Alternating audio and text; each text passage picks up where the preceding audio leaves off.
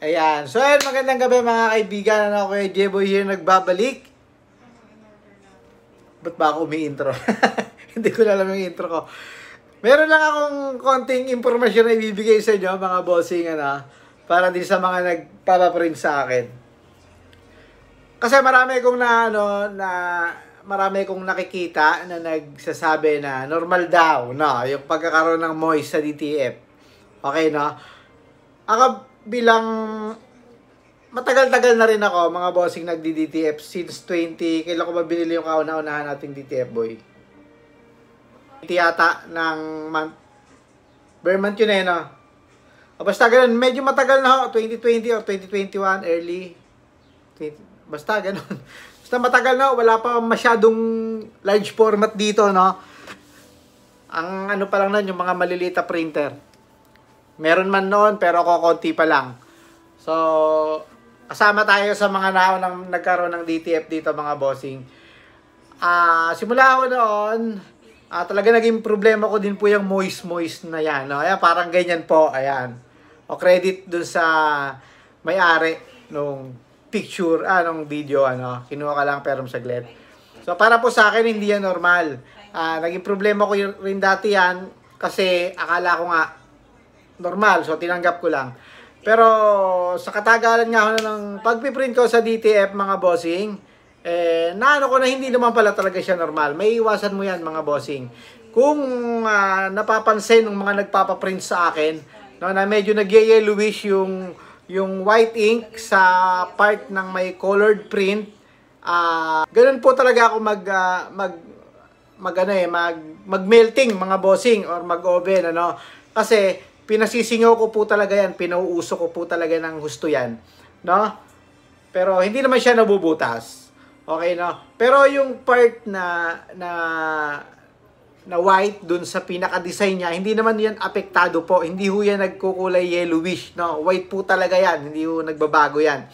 Nangyayari lang po yan dun sa underbase ng mga may color, no? May mga halimbawa, black or red, yan, mga ganyan, mga dark color, yan. Medyo nag-yellowish po ang likod niyan. No? Pero hindi naman po yan kita sa print. Ayoko lang po talaga dyan ay yung nagmo-moist, lalo doon sa mga nag-i-stack ng mga pinaprint nila. Sa mga nagpapaprint nga, alam ko na experience niyo yan, mga bossing. Pero sa akin po, na-address ko na ho yung issue niyan, matagal na po. No? Matagal ko na ho na-address yung issue na yan. So, hindi ko alam kung may nakakaranas pa dun sa mga nagpapaprint sa akin. Wala naman nagpi-feedback na ng ganon. Meron man siguro, mga ilang butil lang, ibilang mo. Ang diskarte ng iba dyan, kahit ako dati, ang diskarte ko dyan, pag yung ma-moist, pinupunasan ko talaga either basang-basahan o kaya alcohol. Ang problema ho dyan, hindi naman talaga siya totally nawawala. Opo, yan ho nawawala pansamantala pag bagong heat press. Ang problema, pag nilabhan mo at medyo meticuloso ka, mga bossing, makikita mo yan, maaninag mo pa rin ho yan, lalo sa mga black na print. Okay? Alam ko marami nakaka-relate dito, mga bossing, Alam ko marami nakaka-relate.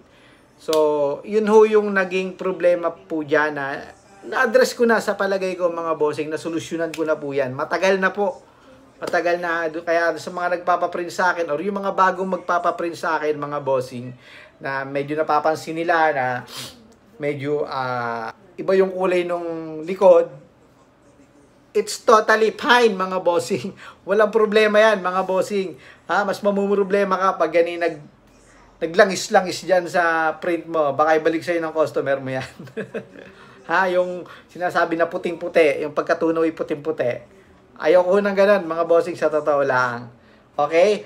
Pero, nangyayari pa rin yun, mga bossing, pagka actually, may mga film kasi talaga na talagang natatrap ho yung pag-usok niya or yung moisture niya. May mga film hong ganyan.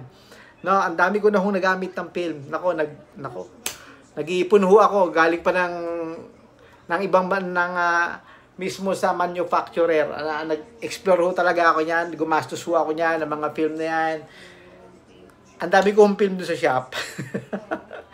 Kaya masasabi ko na alam ko na rin po yung mga nagiging problema sa ganyan .